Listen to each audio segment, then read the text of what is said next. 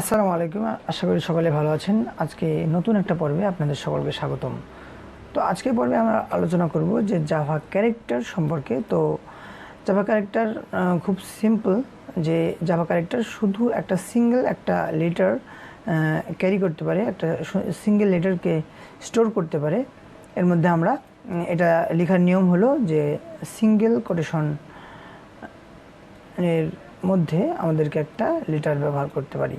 আমরা বড় হাতের অথবা ছোট হাতের যে কোনো একটা লেটার আমরা ব্যবহার করতে পারি। এখানে যদি আমরা ডাবল লেটার আমরা ব্যবহার করি, দুটো বা তিনটা লেটার আমরা দিতে চাই, তাহলে আমাদেরকে এরর দেখাবে। দেখেন এখানে আমরা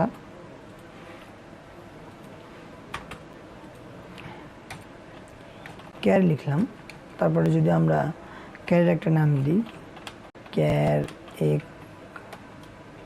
ক্যারেক্টার ইকুয়াল টু, যদি আমরা সিঙ্গেল কোটেশন দিতে হবে আমাদেরকে, সিঙ্গেল কোটেশন এ, তারপরে আমরা দেখেন এখানে একটা দিচ্ছি, এখানে কোনো এরর দেখাচ্ছে না, অর্থাৎ এই ক্যারেক্টারটা নিয়ে নিয়েছে। এখন যদি এখানে আমরা আরেকটা দিতে চাই, এন বা বি, দেখেন এখানে এরর দেখাবে। এরর কি দেখাচ্ছে এখানে দেখেন, দেখাচ্ছে কনভার্ট টু স্ট্রিং লিটারাল, এটাকে কনভার্ট করতে বলছে। আচ্ছা, তো কনভার্ট আমরা কীভাবে করতে পারি সেটা আমরা পরবর্তী কোনো পর্বে দেখব। তো এখানে আসলে কি একটাই লেটার এখানে স্টোর করে রাখা যাবে, একটা লেটারই এখানে ব্যবহার করা যাবে। এখানে দুইটা বা তিনটা বা চারটা, একের অধিক কোনো আমরা সংখ্যা আমরা এখানে কোনো লেটার আমরা ব্যবহার করতে পারবো না। ওকে, তো আমরা এবার নিচে চলে যাই এবং দেখছি এখানে ক্যারেক্টার এখানে ভ্যালু দেওয়া আছে, এবং সেই ভ্যালুগুলোকে এখানে কি করা আছে, প্রিন্ট করা আছে।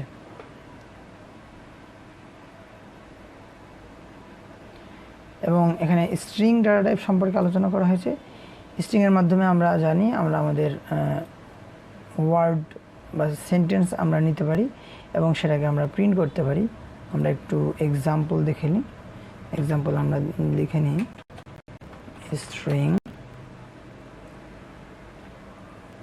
string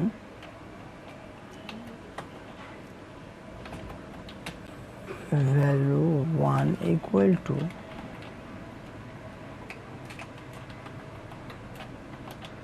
this is a Java programming tutorial. ওকে, এবার যদি আমরা এটাকে প্রিন্ট দিতে চাই, সাউট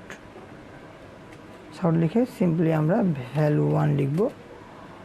তারপরে যদি আমরা প্রিন্ট দিই, এগুলোকে আমরা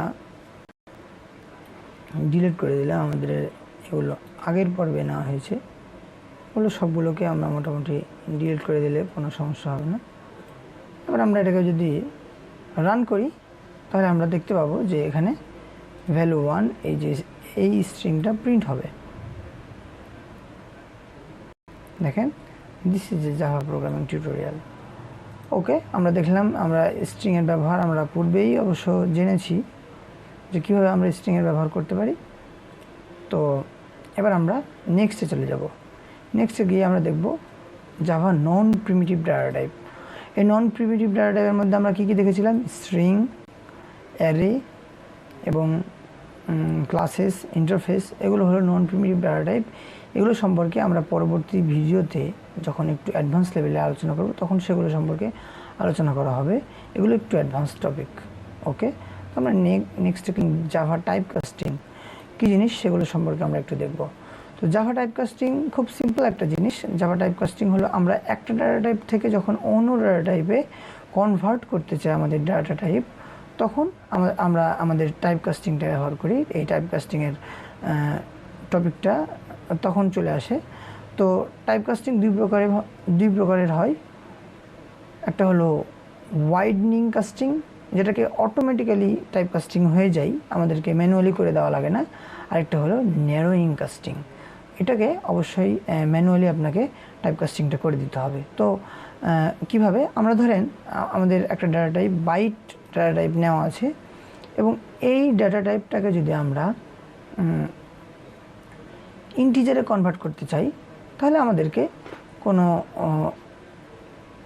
ম্যানুয়ালি কোনোভাবে কনভার্ট করার প্রয়োজন নাই, এটা অটোমেটিক্যালি কনভার্ট হয়ে যাবে, আমাদেরকে ম্যানুয়ালি কনভার্ট করতে হবে না। এটার এক্সাম্পলটা আমরা একটু দেখে নিই। দেখেন, একটা ইন্টিজার ভ্যালু নিলাম আমরা 9, এবং সেটাকে যদি আমরা ডাবলে কনভার্ট করতে চাই তাহলে ডাবল নিলাম, তারপরে ডাবলের ভেরিয়েবল নেম একটা দিলাম, এবং তারপরে আমরা সেই মাই ইন্ট যে ভেরিয়েবলটা আমরা নিয়েছিলাম সেই ভেরিয়েবলটাকে আমরা দিয়ে দিলাম। এটা কিন্তু একটা ইন্টিজার ভ্যালু, সেটা কিন্তু ডাবল ভ্যালুতে কনভার্ট হয়ে যাবে অটোমেটিক্যালি। এবার যদি আমরা এটাকে রান করি তাহলে দেখেন আউটপুট দেখাবে 9.0, অর্থাৎ এটা কনভার্ট হয়ে গেছে, এই যে ডাবলে কনভার্ট হয়ে গেছে এটা। আচ্ছা, যদি আমরা ন্যারোয়িং কাস্টিং করতে চাই, অর্থাৎ ম্যানুয়ালি আমাদেরকে কাস্টিং করতে হবে, যদি আমরা কোনো ইন্টিজারকে আমরা যদি ডাবলে কনভার্ট করতে চাই তাহলে আমাদেরকে এভাবে ইন্ট ফার্স্ট ব্র্যাকেটের মধ্যে আমাদেরকে এই ইন্ট লিখে আমাদেরকে বলে দিতে হবে যে এই ডাবলটাকে আমরা ইন্টিজারে কনভার্ট করতে চাই। তখন কী হবে, আমরা যদি প্রিন্ট দিই, তখন এই যে একটা ডাবল ভ্যালু আউটপুট হিসেবে এই ইন্টিজার কনভার্ট করলে আমাদের তখন ইন্টিজার ভ্যালু পাবো। এই পুরো কোডিংটা আমি আপনাকে ইন্টেলিজেন্ট আইডিয়ার মাধ্যমে একটু করে দেখাই। ওকে, তো আমরা একটা ইন্টিজার নিলাম, মাই ইন্ট ইকুয়াল টু 1 2 3, এবং আমরা একটা ডাবল ভ্যালু নিলাম,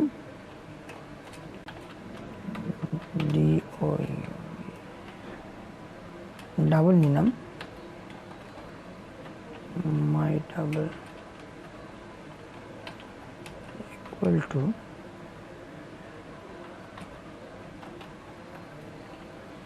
এবার আমরা কি করব, আমরা প্রথমে আমাদের ইন্টিজারটাকে আমরা প্রিন্ট করব, সাউট মাই ইন্ট। দেখেন, এখন যদি আমরা এই মাই ইন্টকে যদি আমরা প্রিন্ট করতে চাই, এই মাই ইন্টটাকে যদি আমরা প্রিন্ট করতে চাই তাহলে আমরা সিম্পলি এই মাই ইন্টটাকে যদি দিয়ে দিই তাহলে আমাদের মাই ইন্টিজার যে ভ্যালুটা 123 এটা প্রিন্ট হবে। আচ্ছা, তার আগে এটাকে আমরা কমেন্ট করে নিই। কমেন্ট করার জন্য কন্ট্রোল প্লাস ব্যাকস্ল্যাশ, সবগুলো কমেন্ট হয়ে গেল। ওকে, এখন যদি আমরা প্লে করি তাহলে দেখেন 123 হয়ে গেছে। এখন আমরা দেখতে চাই যে আমরা এটাকে মাই ডাবলটাকে প্রিন্ট করতে চাই। ওকে, আমরা সাউট মাই ডাবল এটাকে আমরা প্রিন্ট যদি করি একসাথে,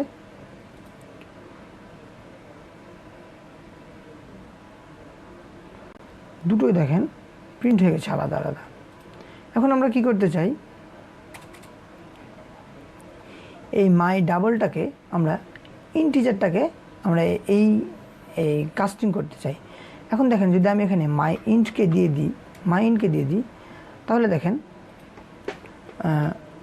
এবার আমি দেখেন একটু প্রিন্ট করতে চাই, ইন্টিজার ভ্যালুটাকে আমরা প্রিন্ট করতে চাই।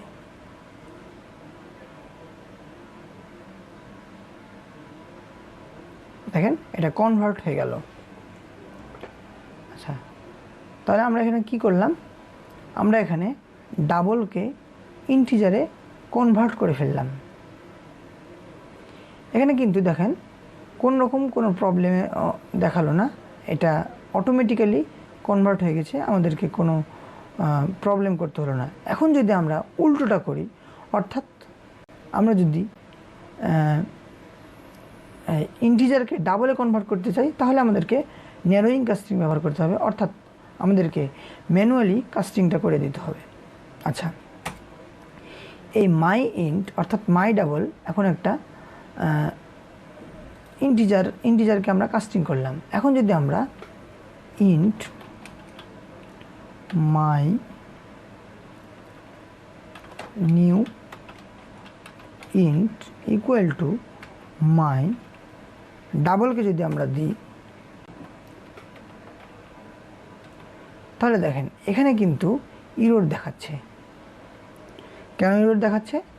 কারণ আমাদেরকে এখানে ম্যানুয়ালি কাস্টিং করতে হবে। কীভাবে আমরা কাস্টিং করব? আমরা ফার্স্ট ব্র্যাকেটের মধ্যে ইন্ট লিখে দিলাম, তাহলে আমাদের কি হয়ে গেল, আমাদের এই মাই ডাবলটা ইন্টিজারে কনভার্ট হয়ে যাবে। এখন যদি আমরা আমাদের নিউ যে ভেরিয়েবলটা আছে মাই নিউ ইন্ট এটাকে যদি আমরা প্রিন্ট দিই এবং আগেরটাকে আমরা ডিলিট করে দিলাম, ওকে, আমরা যদি আবার রান করি আমাদের কোডটাকে, দেখতে পাবেন খুব সুন্দরভাবে আমাদের এই যে আমাদের যেই ডাবলটা, এই ডাবলটা আমাদের নিউ ইন্টে কনভার্ট হয়ে গেছে। ওকে, আজকের ভিডিও এ পর্যন্তই, এবং পরবর্তী ভিডিও দেখার আগ পর্যন্ত সকলে ভালো থাকবেন, সুস্থ থাকবেন। আমরা খুব ইম্পর্ট্যান্ট একটা টপিক নিয়ে আজকে আলোচনা করলাম, টাইপ কাস্টিং। এটা আমাদের অ্যান্ড্রয়েড অ্যাপ ডেভেলপমেন্ট করার সময় খুবই প্রয়োজন হয়, যার মাধ্যমে আমরা আমাদের অ্যান্ড্রয়েড অ্যাপ ডেভেলপমেন্টকে খুব সুন্দর করে আগে নিতে পারি। তো পরবর্তী ভিডিও দেখার আগ পর্যন্ত সকলে ভালো থাকবেন, সুস্থ থাকবেন। আসসালামু আলাইকুম ওয়া রাহমাতুল্লাহ।